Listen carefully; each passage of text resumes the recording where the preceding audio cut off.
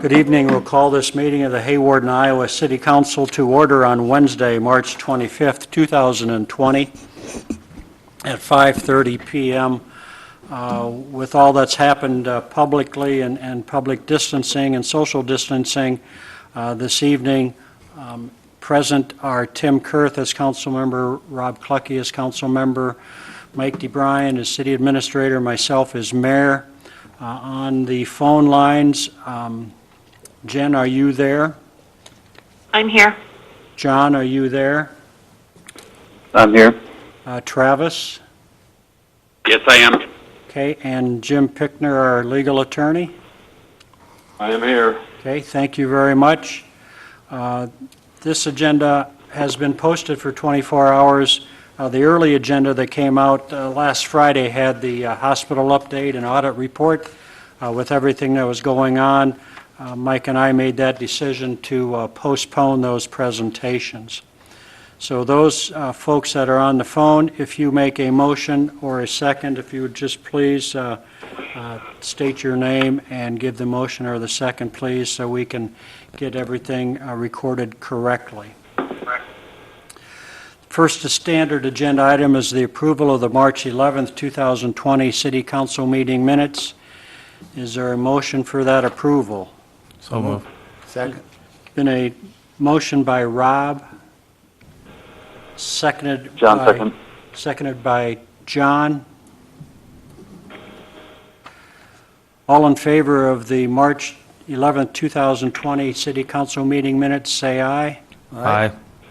Aye. Those opposed? That passes 5-0. Next, we will go to claims for payment for today. I will start with those folks that are on the phone. Questions from Jen? No questions, thank you. Questions from John? No questions, thanks. Questions from Travis? None, thank you. Questions from Tim? No. Questions from Rob? No questions. Is there a motion for approval of the claims for payment? So moved. Been a motion by Tim, I'll second it. seconded by Rob. All in favor of the claims for payment, say aye. Aye. Aye. Those opposed? Hearing none, that passes 5-0. As we mentioned, there are no one in attendance tonight for open business from the community. I will, though, give a mayor's report. My thanks to all of the staff members of the City of Hawarden for all they are doing during this COVID-19 outbreak. Also, my thanks for all of the understanding citizens and business owners during these trying times. It appears that we all are abiding by the social constrictions that have been put into place.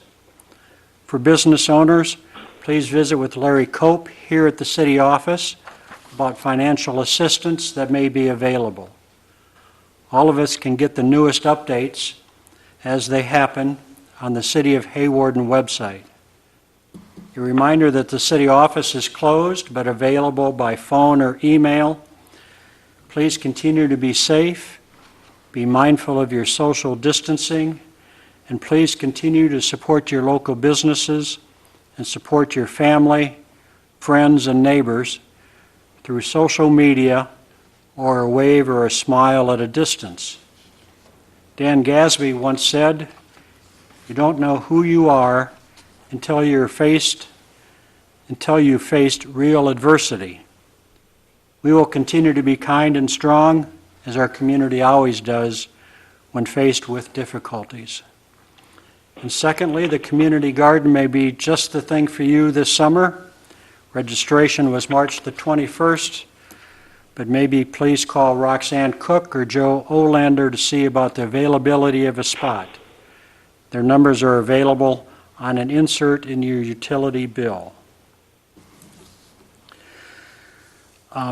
There are no staff members other than Mike tonight, so Mike will give kind of an update for all the staff members, please.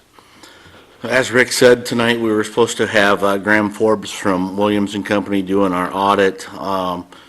Because of COVID-19, we did cancel Graham. But in talking to Graham, he did express in an email that it was a good audit. Nothing new or unusual showed up in the findings.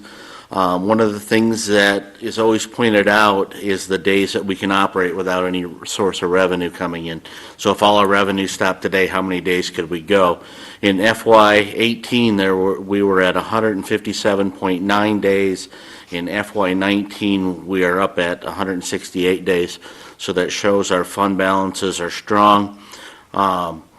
The other thing that I asked him, in the audit, year after year, we get what's called deficiencies if they've got to move something around or something like that.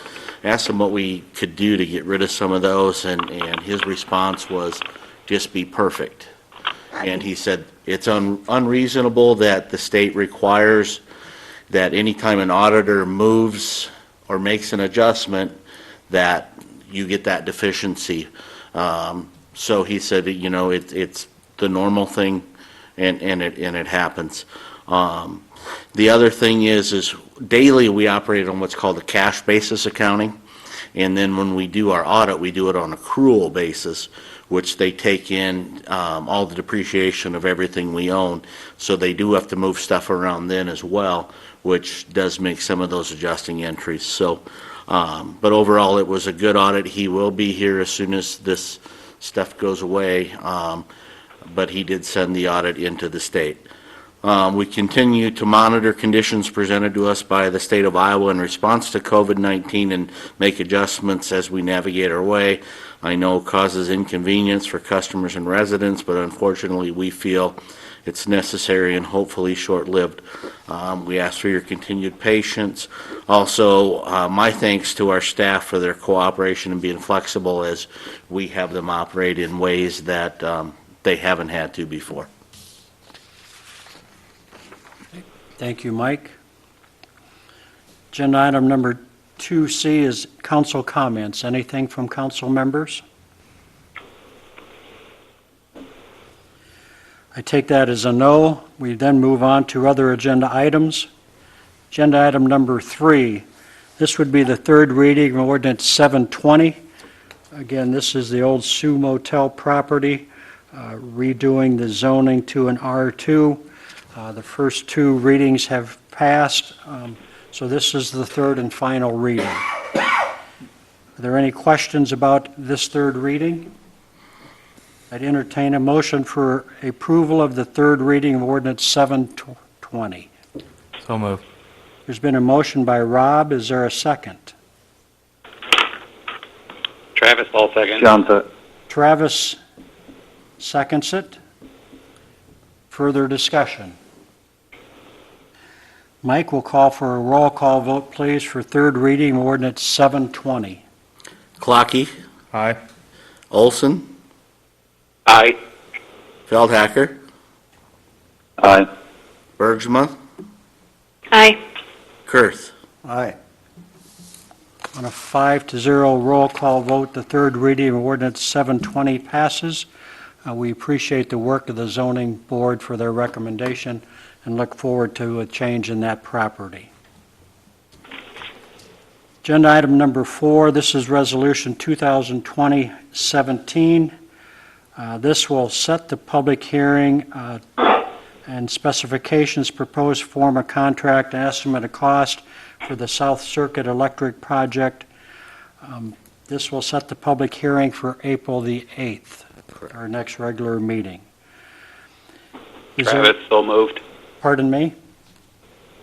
I'll make a motion. This is Travis. Travis is making a motion for resolution 2020-17. Second? Seconded by Tim. A roll call vote, please, for resolution 2020-17. Olson, Aye. Feldhacker, Aye. Kurth, Aye.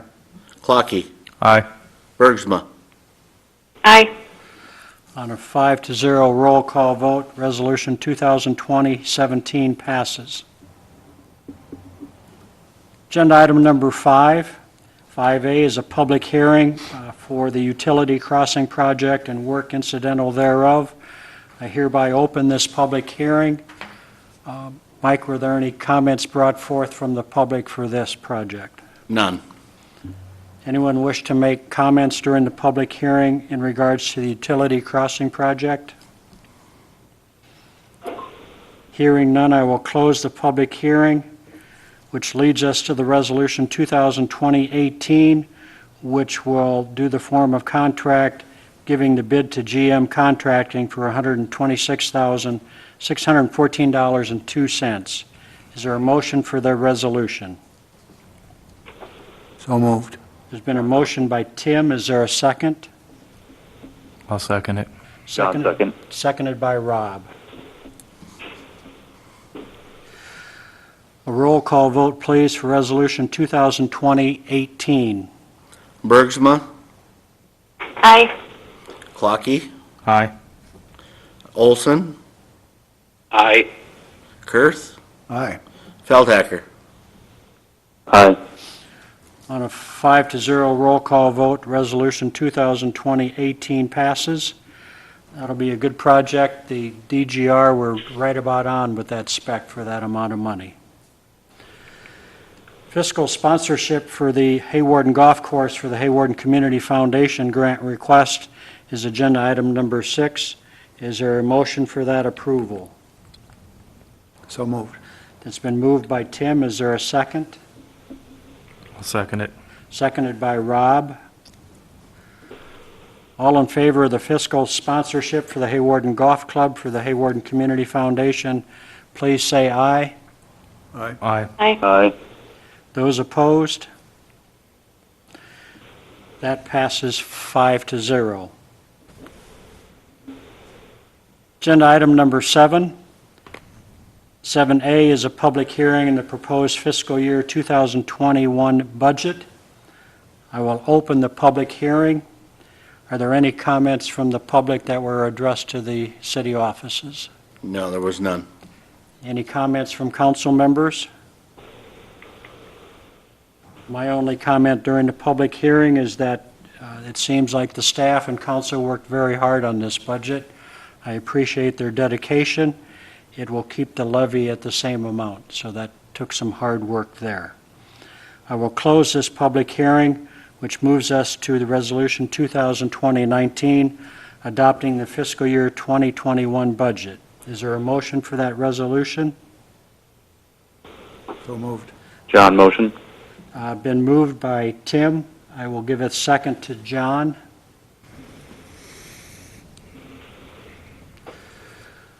Roll call vote then for Resolution 2020-19, the fiscal year 2021 budget. Olson, Aye. Clocky, Aye. Feldhacker, Aye. Bergsma, Aye. and Kurth. Aye. On a 5-0 roll call vote, Resolution 2020-19 passes. That'll be then sent to the state. Agenda item number 8, we've been discussing the approval of the purchase of the lot at 708 10th Street in the amount of $75,000. That's been on discussion. We talked about that at the last meeting, is now put on the agenda for the approval tonight. Is there a motion for the purchase of lot 708 10th Street? This is Travis. I'll make a motion. Travis makes the motion. Is there a second? Second. Seconded by Tim. We'll probably, not a roll call vote, but I'm going to do a voice vote by poll. So I'll ask Mike to poll the council for this approval. Olson, Aye. Clocky, Aye. Feldhacker, No. Bergsma, No. Kurth. Aye. On a 3-2 poll, the council, the approval of the purchase of lot 708 10th Street passes in the amount of $75,000. We had been emailed environmental concerns. Jim had put together a purchase agreement in case that passed for today. There was a question on the bottom of that purchase agreement in regards to any environmental concerns. Jim, would you just give us a brief overview of that, please? Yeah, I'd be glad to. It's pretty standard in these purchase agreements to have something in there about environmental condition. And usually what happens is if you have a reason, to suspect something, and that shows up in what's called a Phase 1 inspection. Really, a Phase 1 inspection is more or less a study of the property's history. It could involve looking at pictures of a property in old newspapers. It could involve looking at the real estate records to try and determine if that property has ever been used for something that is associated with or likely to result in possible pollution. And if you find that, then you would look at whether you were going to do a Phase 2 examination.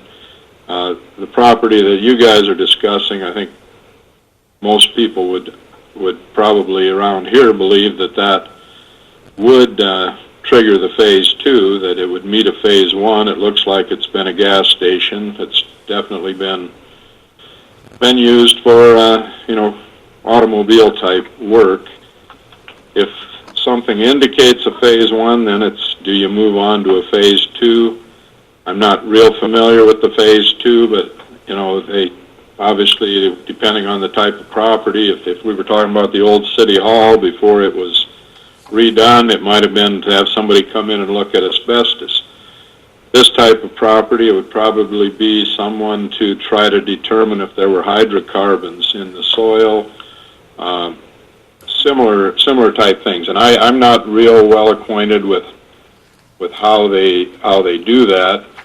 And of course, just because they find something doesn't necessarily mean that that it's going to result in a liability to you. These things are assessments, and I think when they assess that, it would probably depend a little bit upon the strength of what they discovered.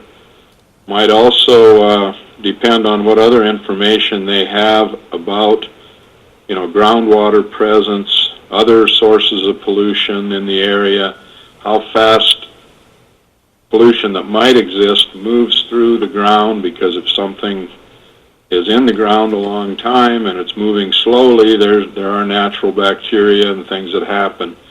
And I'm getting a little beyond what I really know. I'm not certain about all of that, how it works, but that's kind of an overview of the process. And of course, if you purchase that property as is, if there are problems, then they're your problems. If you purchase it with an option to explore that further, there's going to be some costs probably for you in exploring that. And then if you discover problems, then that's going to have to be addressed in your purchase agreement. Or, either your deal's going to fall through at that point. And, one concern here is I'm not sure that they can test that without the concrete being gone. So, is Jeff going to want to do the expense of removing concrete, then have, some type of an assessment and get another large expense that we don't want, that he's supposed to take care of, then maybe the deal's going to fall through without any concrete. So, there's let's put it this way, there's some risks here, either way that you go, for both the city and for Jeff. But anyway, I just wanted to make sure that, everybody gave that a little thought. They were aware, and probably everybody was aware somewhat before. But Okay, thank you. that's a decision that you guys and Jeff have. Mike, what's been told of you from the seller point of view? Jeff has told me that the tanks have been taken out several years ago. As far as any other testing on the ground, there's none that I know of. I know for years, when I was a kid, it was a gas station. They were right in the middle of that parking lot area. So I never heard if the tanks leaked when they took them out. They quit selling gas. Been a lot of years ago. So that's about as much as I know out of it.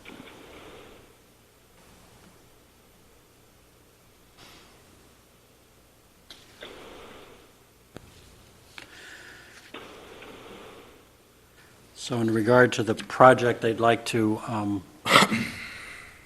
start their other project in a, lack of a better word, a timely manner. Right. In visiting with Jeff today, we were out there looking, and they want to put the same building, only bigger, where that Quonset is on the north side of the Heartland Motors back lot. But my feeling is I'm not sure that should deter us from doing what is correct and protecting ourselves either, so.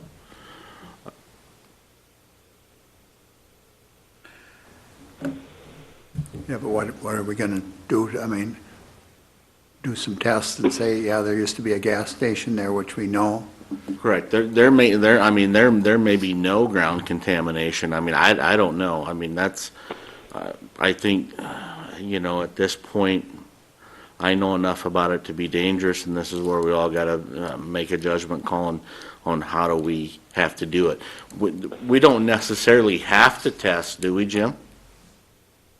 No, you don't have to test. You don't really have to do anything, and, it could be that if the tanks have been out, you said since you were a kid, so I suppose that's 30 years at least. Yeah, something like that. At least. But even if we I selected, don't know that you're planning to build on it. Where it would probably come up as an issue would be if someone were going to go and get a bank loan. I think the bankers get a little nervous when they start looking at loaning money on property that might be polluted. I don't know how to properly gauge the risk on it. I mean, time is your friend. I have a feeling that if you get into a phase 2 assessment and find something that at that point, nobody's going to want the property. would it behoove us to select option A? Because we're not going to know anything until the concrete's tore out. And then if we see something, we can move into the testing at that point. I think that would be good, if that's acceptable with Jeff, I mean, I don't know if he was going to tear the concrete out if he built another building over it, or... He was going to remove the concrete either way, and if he put his new building in. Should be a good idea, take another step forward that way then.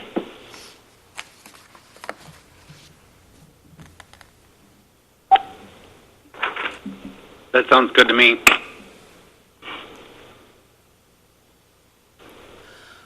Oh, and continue on, right? Yeah, continue on with option A. Is that what we're kind of hearing? Yes. Okay. That's what I think we should do. Yeah. So. Yeah. That protects us if the concrete does come up and lo and behold, there's a tank in there or there's something. So, Smart. okay. We will do that, Jim, if you can finish that up, and then I'll visit with Jeff tomorrow. Yeah, I'll probably change it a little bit now that I know which direction they're going, and I'll probably put a pretty small dollar amount in that blank there. I mean, that'll basically leave it kind of up to Jeff whether he would do anything or choose to, not have the deal go through. Sounds good. Is that agreeable to council members? Yep. Yes. Yes, it is. For me. Okay, we've directed staff in that regard, so we will move on. Last agenda item is a consent agenda from Brian Engelman of the golf course, renewal of a Class C liquor license. Is there a motion for the consent agenda? So moved. Travis, I'll move. Travis will move. Rob will second. All in favor of the consent agenda, say aye. Aye. All right. Aye. Those opposed? That passes 5-0. Our next regular stated meeting will be April the 8th. At this point, we may still be doing this. I would perhaps think so. So I appreciate the staff and the council members for their understanding. Is there a motion for adjournment? So move. Moved by Rob, is there a second? Second. Seconded by Tim. All in favor of adjournment, say aye. Aye. Aye. Aye. Those opposed? Thanks, everyone. Have a good evening. We're adjourned. You too. Thank you.